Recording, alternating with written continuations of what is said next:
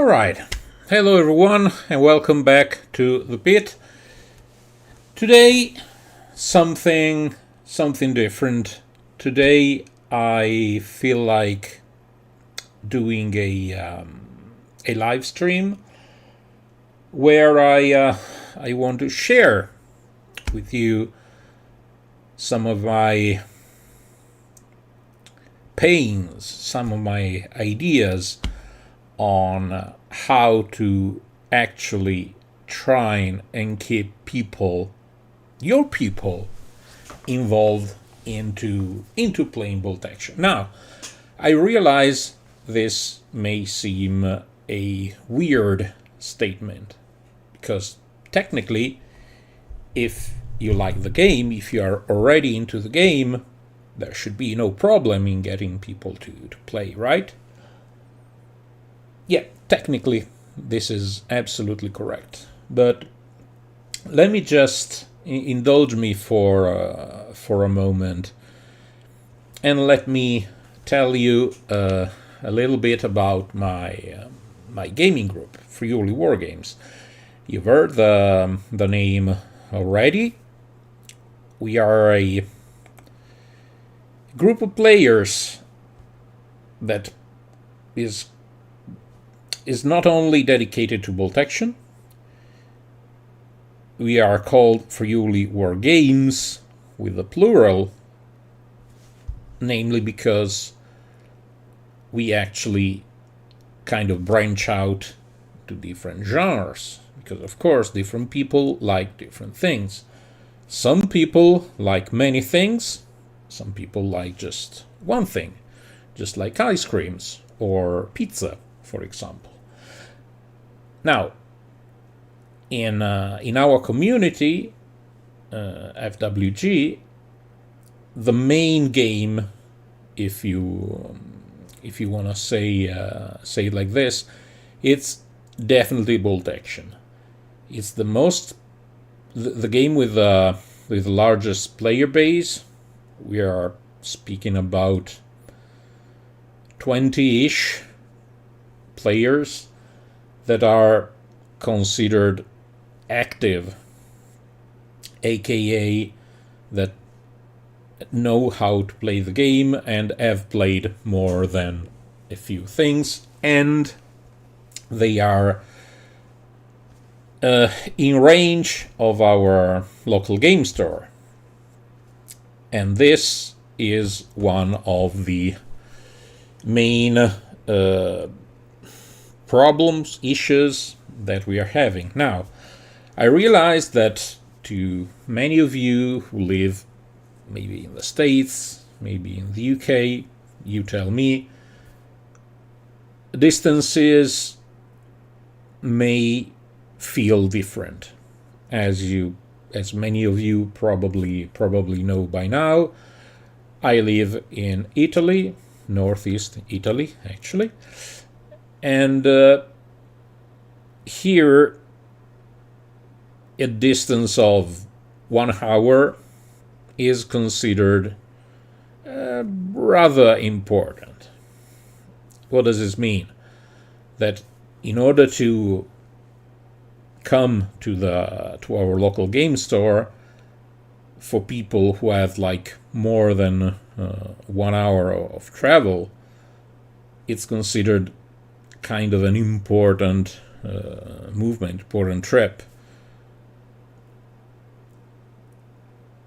By the way, we also have one of my dearest friends who actually comes down from Austria all the time, and he just has 2.5 hours coming and 2.5 hours going.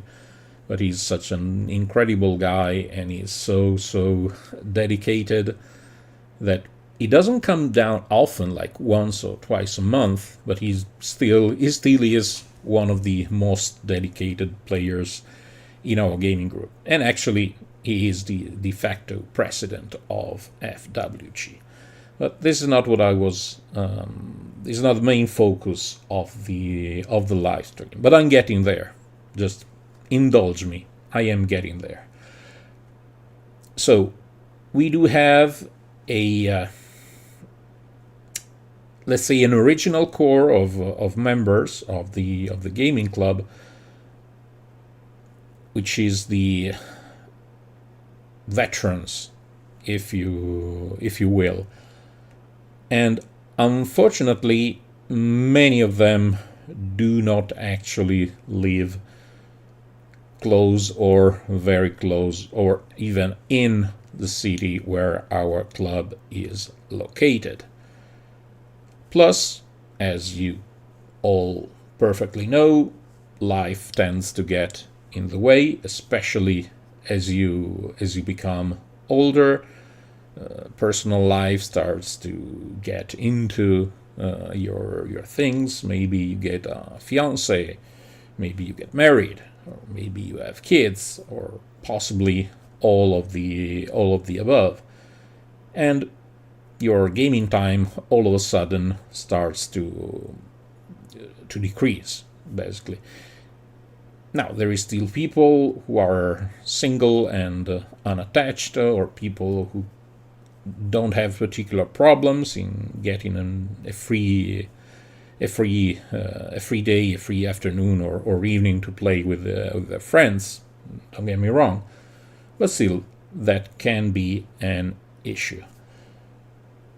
Now, we tried in the past. We did a couple of internal championships, but they didn't really work out too much. One of the problems being that usually the first couple of games everyone is involved, but then as the games go on, the people that are lower in the standings, maybe they start getting bored, and somehow they found that they are having more and more IRL issues, so they cannot attend the gaming day, etc., etc., etc. Another thing I very much like to do is to do campaigns like Market Garden, which you can find in the channel. But even there, campaigns can be tricky to run. They still required dedicated players, committed players who actually want to kind of prioritize your game from the rest of their life schedule. And again, this is not something that apparently you can take for granted. We have a gaming cycle for Market Garden of 1 month, because that is what was arranged between the players before we actually started the campaign. And remember, it's a campaign for 6 players, and still it's complicated, and many times you just don't seem like you can fit the schedule of 3 people, 2 players plus yours truly, who has to basically attend every game, because I made up the campaign, and I am really interested to see how it plans out, just in case it needs some tweaking or modifications, etc., some balancing, etc., etc., etc. So that can still be very tricky.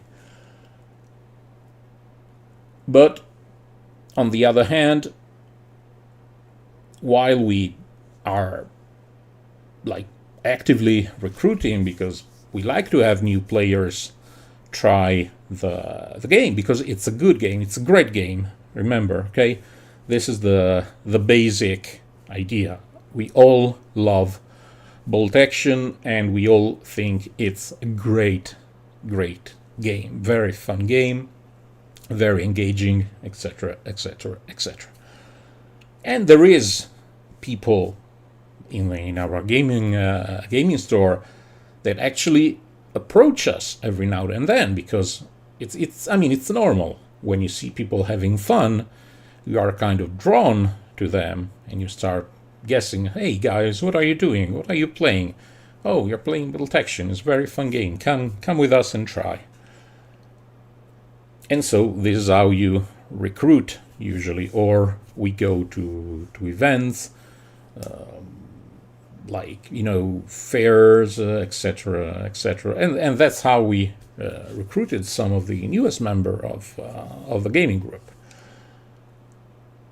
And the goal in the last recruitment drive, so to speak, was to try and get, if possible, people that are actually close to the location of our game store, so that distance would not be one of the main issues in order to get to play. But still, I mean, with some of them it worked. It is working very, very well. With others, not so much. But again, it happens. It's not a big deal per se. Now we are getting close to the meat, to the heart of the problem. So, campaigning is fun. I think we all agree on this, and if we don't, I mean, we do have a problem. So I'll go on basing myself on the premise that campaigning is fun, is one of the funniest and best ways to play bolt action, in my very, very humble opinion. But then again, campaigning is not the solution to all of a club's gaming problems, because usually campaigns need a sort of a schedule in order to keep the flow running. So again, you can have 1 month, you can have 1 week, you can have whatever time it is needed for your friends to try and arrange a game. But again, in my experience, in my club, maybe your experience is different, in which case I would be delighted to hear how lucky you are. Commitment seems to be a problem.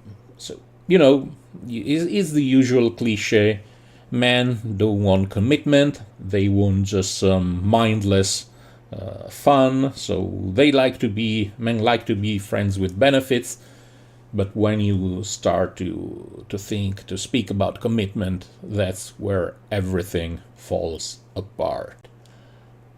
So, and then there's another tangential problem to that, is that for new people, especially if they are very, very new to wargaming in general, they might be scared about campaigning, because, you know, it's like, I just started to play the game, I don't know the rules well, I wouldn't want to ruin the campaign for other people, so I'm taking a step back.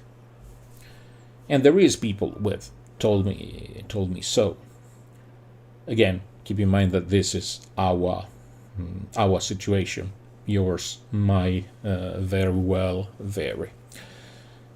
So I sat on my desk and started to think about a way to actually both get as many people as possible to play.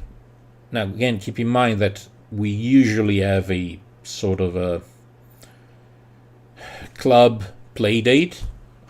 If you wish, we usually meet like 1 or 2 times a month, usually on a Saturday, and that's when we play most of our games. Then, of course, if 2 people are willing to arrange game during the week, they are, of course, very, very free to do so, even though this doesn't happen too much.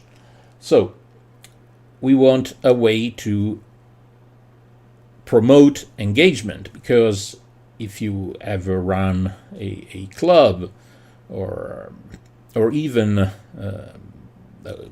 if you are a streamer, if you are into marketing, whatever, you know that engagement is the base of most businesses.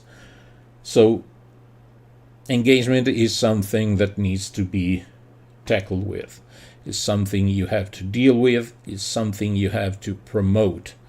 Even though we are not selling anything, of course, but still is very important, because the more people are actively encouraged and willing to play the game, then it's a process. It's a growing process. The more you play, the more fun you have playing, the more you are willing to play, and maybe actually carve out that couple of hours needed for a nice game of bolt action. While on the other hand, if you're not particularly engaged, maybe this Saturday I'm just gonna do something else. I'm just going out drinking, maybe, or I'm just staying home and playing video games or what have you. It's not important. So we want something that can sort of cater to most, if not all, players in a group. But we also want something that doesn't scream commitment. I know, it's crazy, right? But still, we need to get people both engaged in what they're doing, while at the same time not wanting them to feel pressured or forced into playing, for strange that this may sound. So a classic campaign is out of the question. One of the another fun campaign to try, that actually one of my gaming buddies has started to work on, or actually had started to work on, was the classical campaign on a hex grid map, where you just move flags around every turn, and when two flags are in the same hex, you just play and resolve the battle with a game of bolt action, which sounds awesome on paper. I love the idea. It's a great idea. Unfortunately, it needs commitment, because if people start to fall behind on their scheduled games, everything falls apart very, very quickly. So that's a problem. Another problem with campaigns is that you either have a campaign so large that you can accommodate all your prospective players, or someone gets left out. Again, who gets left out? Usually the newer players, who are less willing to just take the risk of doing something while they are still not very, very comfortable with the core rules, etc., etc. Maybe they don't have painted armies, maybe they still don't have full armies, or what have you. Despite the fact that it's always been like this in our club, if anyone needs to be given an army to play with, that's absolutely not a problem. So that's another difficulty. So we need something super simple. So I almost felt like I was tending a bonsai. What do I mean with this? Is that I just started to trim things. So fixed schedule, out of the way. Turns, too complicated, out of the way.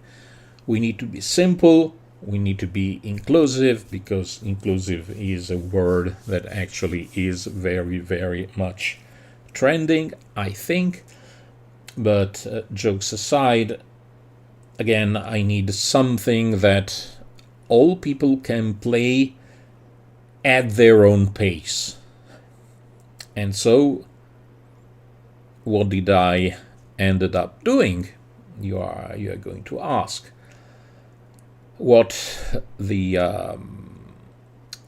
I imagined, the attempt we are going to make starting today, the day I'm actually live on this one, is July the 1st, and the idea is the season of bolt action.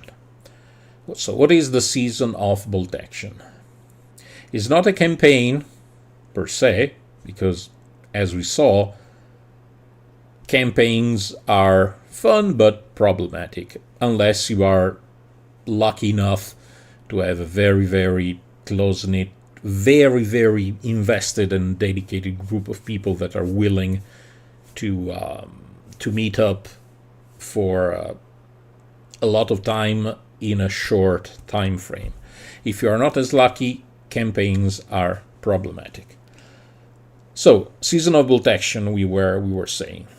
So, the gist is this: we take the solar year, so you have 12 months. We divide the year in 3. So we have 3 sets, quadrimesters, yes.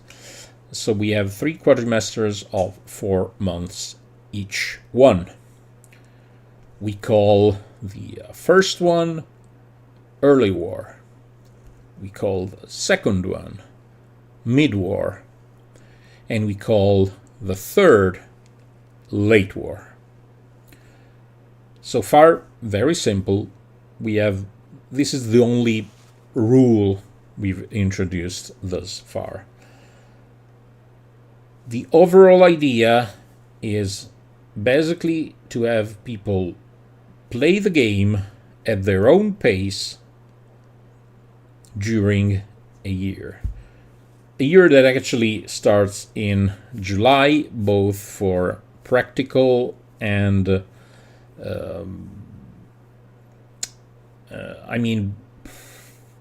thought out reasons, okay?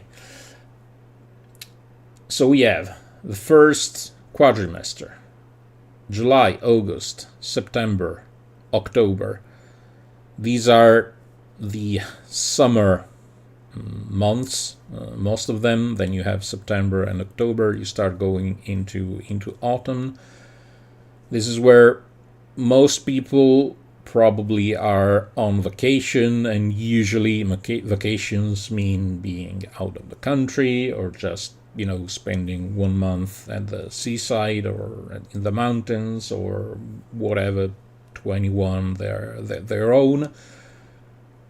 And so usually by our club's experience, is way more difficult to arrange games. Plus, usually in the summer is scorching hot, especially in the last couple of years, and there is no good air conditioned in our local game store, which means that walking into that place is like walking into an oven, and it makes playing less enjoyable.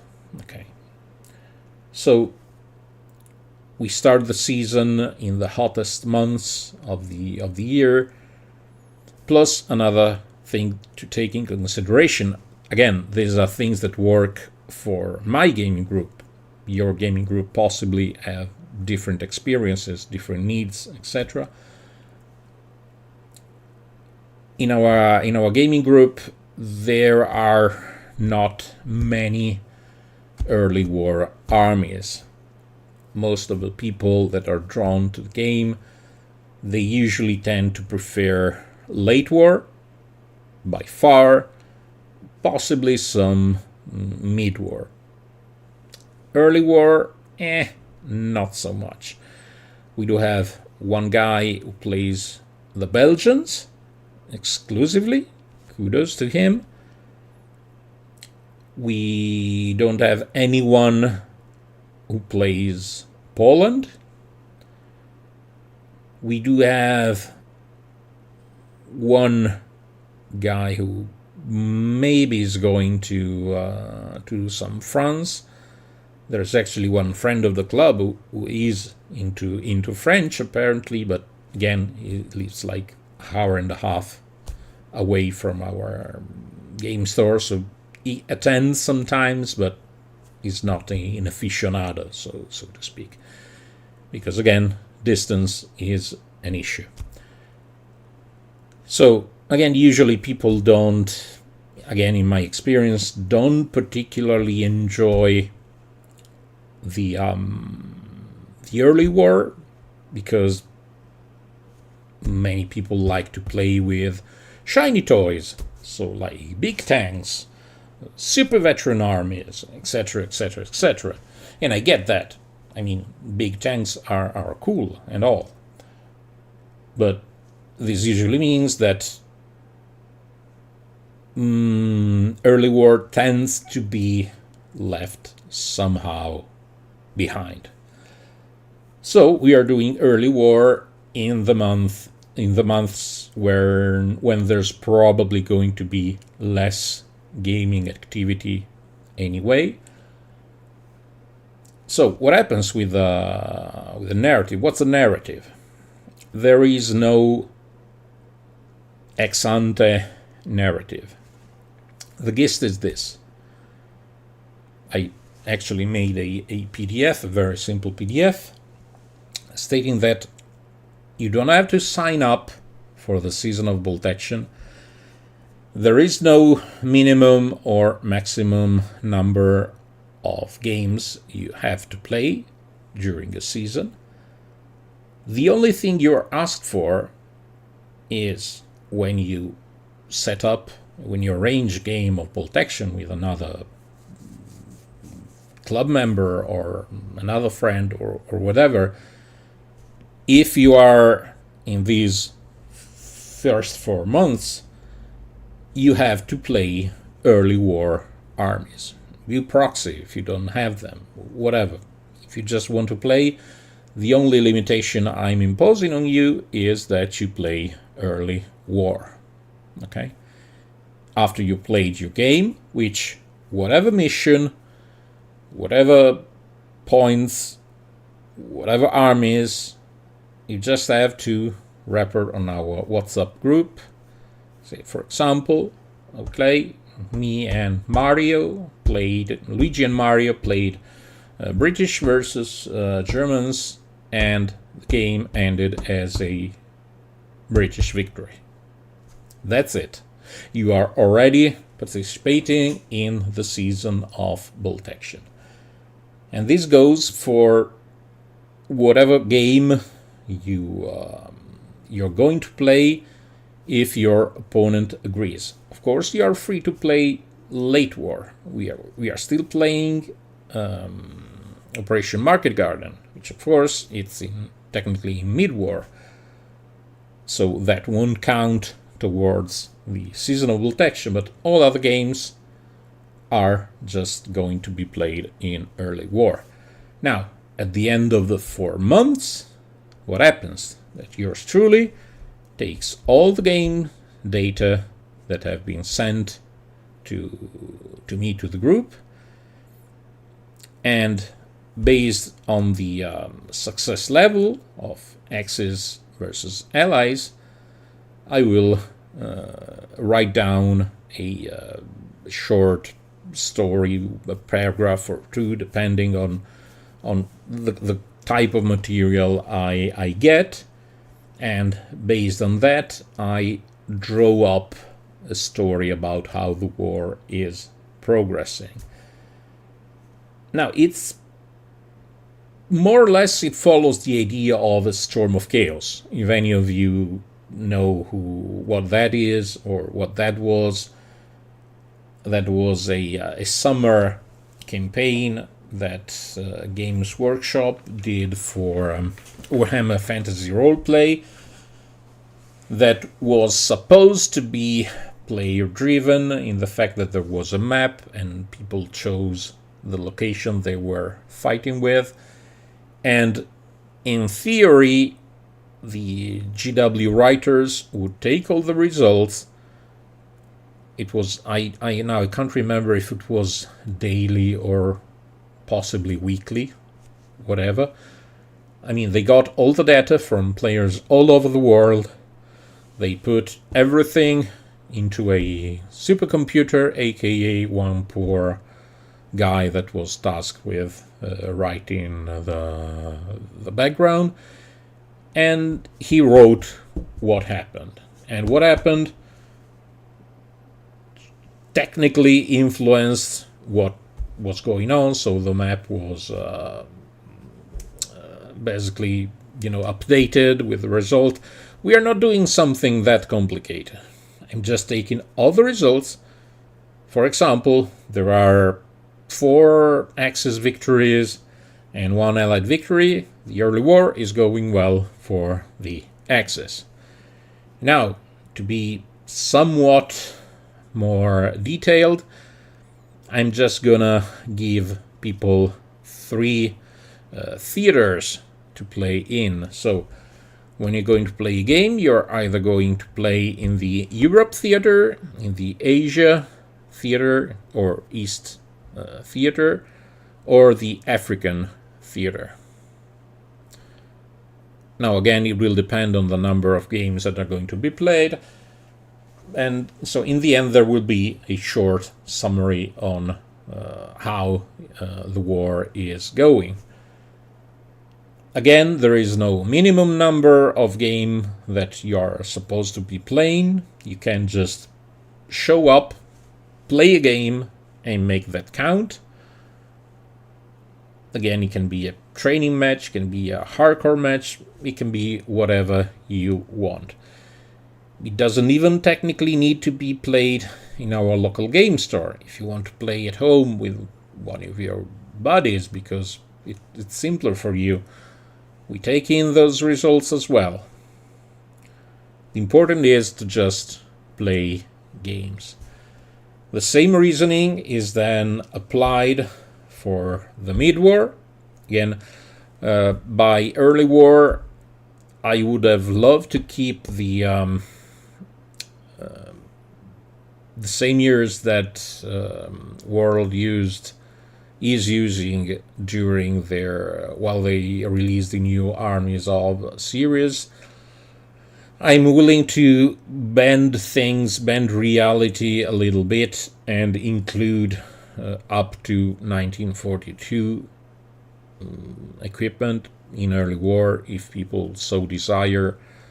Again, because I'm not really stressing out on being super detailed, I'm just asking people to be somewhat mindful of the game period they are experiencing.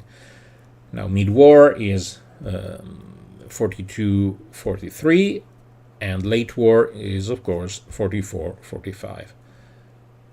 So, again, the idea is the same. For every project master, you tally up the number of games that are being played, whatever their number. Again, no minimum number, no set number, no nothing.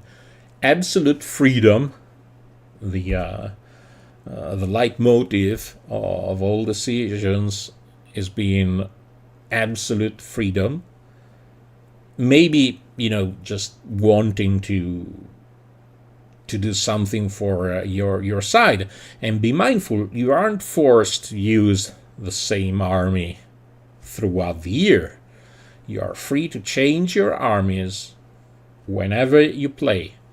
So if you want to play a game with the Japanese, and then a game with the British, and then a game with the Russians, you are absolutely free to do so, because freedom is the name of the game. And so on and so on. So ideally, by June 2026, we are going to have an X amount of battles being played, and we will have found out what the future in our very own edition our Second World War is going to end out. It might be, again, another Allied victory, it might be an Axis victory. It's up to the people to shape the future of the game. And this is it. This is the idea. I know it's very, very basic. I know it might sound a little bit uninteresting. I get it. But still, this was the best idea, honestly, I could come up with. Again, the goal is to not put pressure into people in order to play. So if there's the guy that just plays, one game every 3 months, he can still be part of the story, so to speak. Nobody gets left behind because they are able and or willing to play less games. Okay. Now, I have no idea how this is going to turn out, because, again, the season starts technically today, and as far as I know, there are no games scheduled for today. I might get... if the thing works, I might make some follow-up videos like every 4 months to give an update on how things are progressing in the Freely War Games alternative history. And that's it. This is the idea. I know it's not a particularly original idea. Maybe it's not a great idea. I'm willing to take that. If you have suggestions, please feel free to write down in the comments. And this is it. This is it. Very, very, very, very simple. Hoping that simplicity can get us a little more action in bold action. And also, this is it for today's live stream. And I've been actually rambling on for more than I thought I would have. It's been 40 minutes already. So with this, I'm gonna say all of you goodbye. I'll see you in the next video. As usual, the same wish, be safe, and ciao ciao.